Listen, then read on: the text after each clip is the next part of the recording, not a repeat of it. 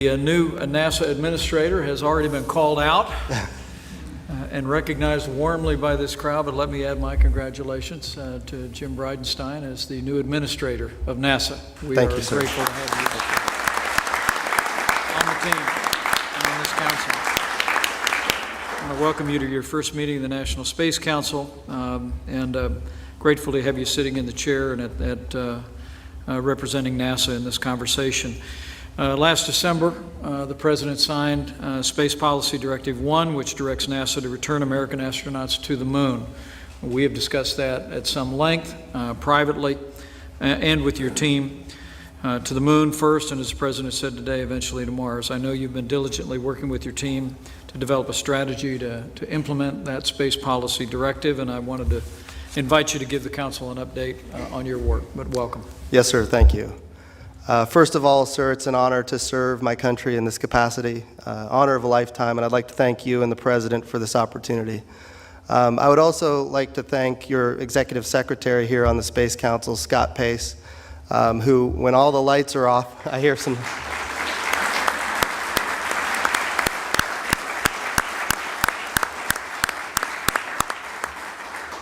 When all the lights are off and the cameras aren't rolling, he works overtime to make sure this group is focused on a whole of government approach under your direction. So thank you for that, sir, and thank you to the Executive Secretary, Scott Pace.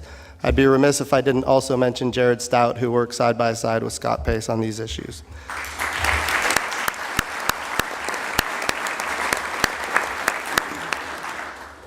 So we are underway executing the President's Space Policy Directive 1, which is our effort to return to the moon.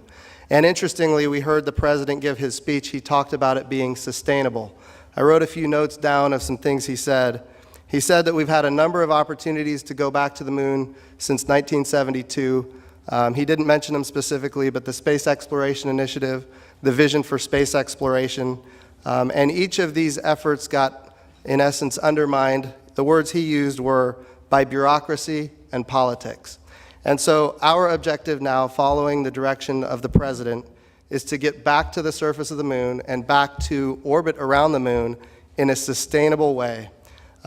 And he said, if I remember right, he said, we want more than just flags and footprints this time. He also said, rich guys love rockets, and I've heard him say that before. That's an important thing to recognize, because the architecture that we're building now is entirely different than any architecture we've ever built before in an effort to get to the moon. And the reason is we have more capabilities now than we've ever had as a nation, largely because of the efforts of many people in this room. The idea that we have reusable rockets to bring down the cost of launch and give us more access at a lesser cost than ever before, the miniaturization of electronics, these capabilities enable us to do more, in fact, with less, although thanks to you and the President, we're doing more with more, which is a good thing for the NASA budget, and we're grateful for that. So the opportunities before us are immense, and initially when we go back to the moon, there's a number of things that we need to do. We need low Earth orbit to be driven by commercial enterprise, and that's underway right now. Under the President's budget request, the International Space Station will no longer receive direct support in the year 2025. In some ways, that's a big challenge for us at NASA, and we understand the challenge before us. But for the first time, we're having very serious conversations about how to make low Earth orbit commercialized. We don't want any gaps in human activity in low Earth orbit, and that means commercialization is the key. Then we can take our resources at NASA and go further, in other words, to the surface of the moon and then on to Mars. The first program that we have getting to the moon is called CLPS, the Commercial Lunar Payload Services. What we call it at NASA, what we talk about is taking shots on goal.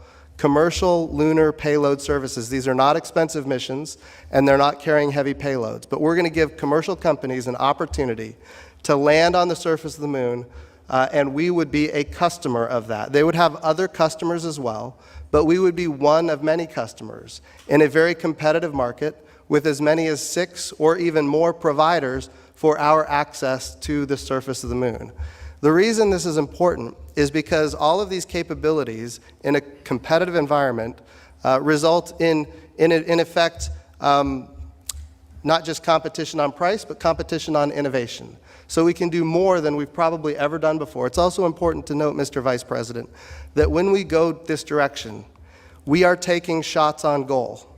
Not every shot gets made. So it is very possible that some of our commercial providers, who we believe there are a number of them that are ready, but maybe some of them are not. So there is a risk that some of them won't be successful. But what we learn through this commercial lunar payload services program will be critical for the next step, which is heavier landers, not just capable of delivering instruments, but capable of delivering prospectors, things that can dig. We know from NASA's achievements back in 2008 and 2009, we know that there are potentially hundreds of billions of tons of water ice on the moon.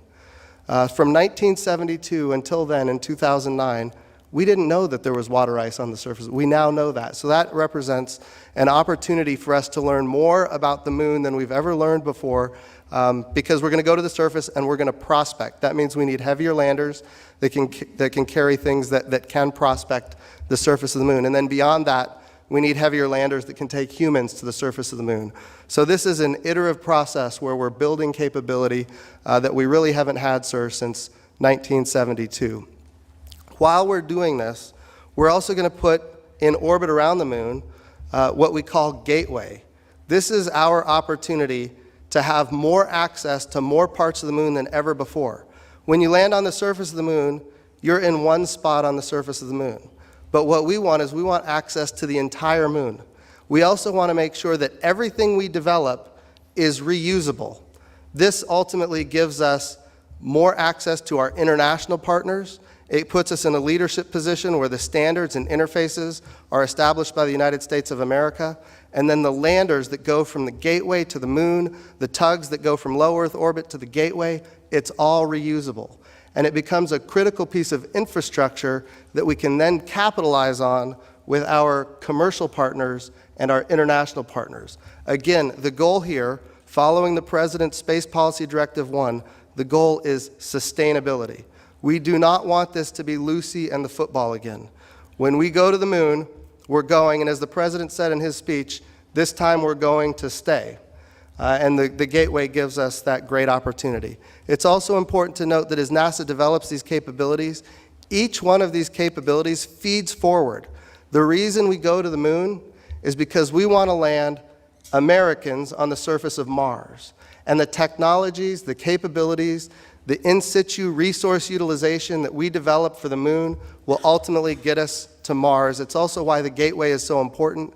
Having an orbital outpost around the moon gives us more access to more parts of the solar system than ever before. And all those technologies are being developed in and around the moon for the purpose of eventually getting humans to Mars. So, sir, I would say that Space Policy Directive 1 is well underway. We've got a long ways to go, but we're started, and certainly we want to get back to the moon as quickly as possible. Thank you.